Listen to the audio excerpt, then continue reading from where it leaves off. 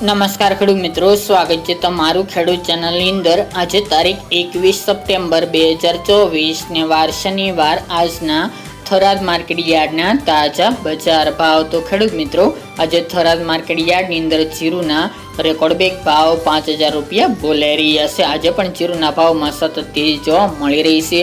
હાલ જીરુના ભાવ ધીરે ધીરે ઉચકાઈ રહ્યા છે। તો ચાલો ખેડૂત મિત્રો, આપણે જાણી લઈએ કે આજે રાયડો, જીરું અને અજમાના ભાવ શું ચાલી રહ્યા હતા।